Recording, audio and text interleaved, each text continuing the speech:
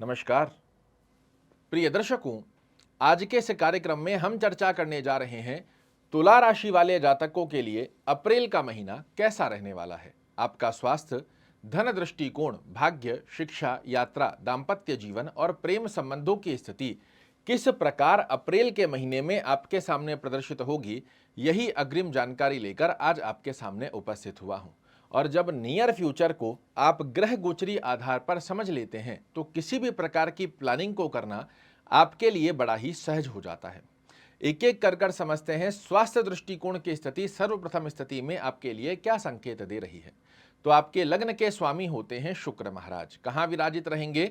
तो आपके षष्टम भाव में। षष्टम भाव की स्थिति के अंदर शुक्र महाराज का होना वैसे तो किसी प्रकार का मेजर प्रॉब्लम नहीं करता है, किंतु फिर भी आपको इस महीने अपने खान पीन का ध्यान रखना आवश्यक रहेगा, अन्यथा फूड इन्फेक्शन, इस प्रकार की स्थिति, पेट संबंधित एसिडिटी, गैस्ट्रिक, डाइजेशन प्रॉब्लम, इनकी स्थिति का सामना करना पड़ सकता है।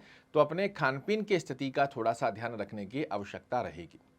धन दृष्टिकोण पर यदि हम चर्चा करते हैं तो आपके धनेश होते हैं मंगल महाराज। 5 अप्रैल को ये अपनी नीचस्थ अवस्था में जा रहे हैं। अच्छी स्थिति ये है कि केंद्र में आ रहे हैं, तो धन से संबंधित इस महीने आपके छोटे छोटे कार्य रुक सकते हैं। देखिए, इसे नकारात्मक दृष्टिकोण में नहीं, सकारात्मक दृष्टिकोण में लीजिए, ताकि आपने पता पड़ा कहीं पर बड़ा इन्वेस्टमेंट का इस महीने में प्लान कर रखा है और वो वहां पर कहीं प्रॉब्लम क्रिएट कर दे, तो इसे अगर आप पहले से समझेंगे तो सतर्क सावधानी की स्थिति का योग बन जाता है और यही हमारा प्रयास होता है।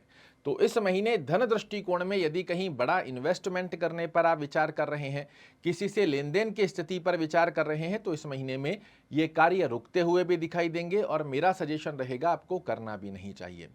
भाग्य दृष्टिकोण पर यदि हम चर्चा करते हैं तो भाग्य की स्थिति का योग आपके भाग्य भाव के स्वामी होते हैं बुध महाराज।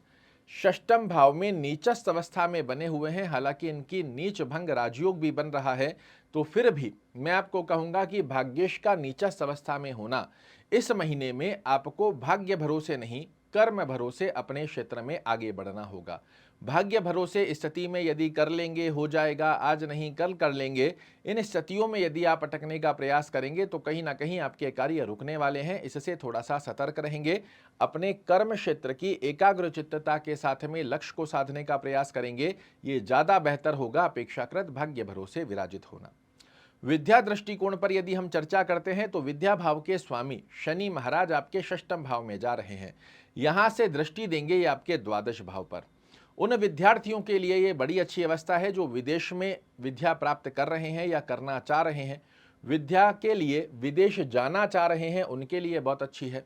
दूसरी अवस्था में जो विद्यार्थी कंपटीशन की तैयारी कर रहे हैं उनके लिए शनि महाराज का इस स्थान पर होना बड़ा अच्छा लाभ देता है, जो कि कंपटीशन में आपको सफलता दिलाता है। किंतु यदि आप स्कूल कॉलेज की साधारण गतिविधि में स्टडी कर रहे हैं तो आपको थोड़ा सा एक्स्ट्रा एफर्ट्स लगाने की आवश्यकता रहेगी, अन्यथा आप देखेंगे आलस्य प्रवृत्ति आ रही है, कॉन्सेंट्रेशन नहीं एक्टिवेट हो पा रहा है, पुस्तक लेकर बैठे हैं, नींद आ रही है, आलस्य की स्थिति, तो आलस्य को त्याग कर अपनी विद्या के ऊपर विशेष रूप से फोकस बनाना इस महीने आपके लिए आवश्यक रहेगा। यात्रा दृष्टिकोण पर यदि हम चर्चा करते हैं तो व्यापारिक यात्रा कर रहे हैं या भौतिक सुखों की यात्रा कर रहे हैं, दोनों ही स्थिति में ये पूरा महीना आपके लिए यात्रा दृष्टिकोण से बड़ी अच्छी अवस्था को दर्शाकर देता है। प्रेम संबंध की स्थिति पर यदि हम चर्चा करते हैं तो इस महीने आपकी ओवर एक्सपेक्टेशन कहीं ना कहीं आपके रिलेशनशिप की स्थिति को प्रभावित कर सकती है, तो अपनी तरफ से बेस्ट प्रयास करते हुए सामंजस्य बनाकर रखने का प्रयास कीजिएगा, आपका रिलेशन एक अच्छी अवस्था को दर्शाकर देगा। वैवाहिक जीवन पर यदि हम चर्चा करते हैं तो वैवाहिक जीवन को भी आपको थोड़ा सा बैलेंस करके रखना पड़ेगा। देखो, यहाँ एक छोटा सा पॉइंट अटक रहा है, आप अपने पार्टनर के भाग्य से अपने कर्म क्षेत्र में अच्छी सफलता का योग प्राप्त करें, ये तो एक अच्छी अवस्था बना रहा है, किंतु साथ साथ में आपको अंडरस्टैंडिंग रिलेटेड इशू यहाँ देखने को मिल सकते हैं। हो सकता है इस महीने आपके पार्टनर थोड़ा सा ज़्यादा व्यस्त अपने कार्य क्षेत्र में रहें, आपको परिपूर्णता से समय ना दे पाएं और उसके चलते छोटी छोटी अंडरस्टैंडिंग रिलेटेड इशू क्रिएट होते हुए दिखाई दें, तो उसमें थोड़ा सा सामंजस्य स्थिति का योग बनाकर रखना आवश्यक रहेगा।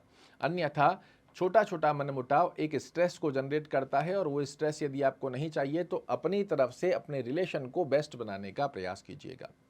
ब्रह्म की के बारे में यदि हम चर्चा करते हैं तो इस महीने आपके लिए सर्वश्रेष्ठ स्थिति बनती है कि आप अपने कर्मेश की स्थिति, लग्नेश की अवस्था को बैलेंस करें। ओम सोम सोमाय नमः का जाप करना, दुर्गा चालीसा का पाठ करना या सुनना, दोनों में से जो भी संभवत स्थिति बनती है इसे फॉलो कीजिए। एक बेहद सुंदर स्वरूप में आपके लिए लाभ निकल कर आएगा। शुभ अंक की यदि हम चर्चा करते हैं तो इस महीने में 2 और 4 इनको सिंगल डिजिट में या टोटल के मूलांक में किसी भी प्रकार से प्रयोजन में लेकर देखिए, ये नंबर बन जाएंगे आपके लिए लकी चार्म।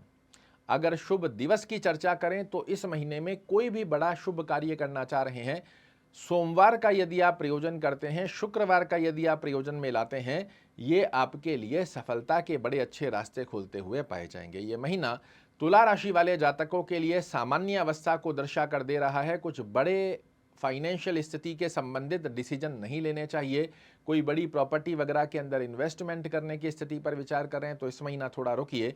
अगले महीने की स्थिति का योग बेहद सुंदर स्वरूप में आपके लिए कार्य करता हुआ पाया जाएगा। मेरे को आपको आवश्यकता है अवगत कराने की कि क्या हमें करना है, क्या नहीं करना है, और इसे जब आप अच्छे से समझते हुए, ग्रहों की स्थिति को समझते हुए आगे बढ़ते हैं, ये आपको बड़े लॉसेज होने से भी बचाता है और बड़े प्रॉफिट कब हो सकते हैं इससे भी अवगत कराता है।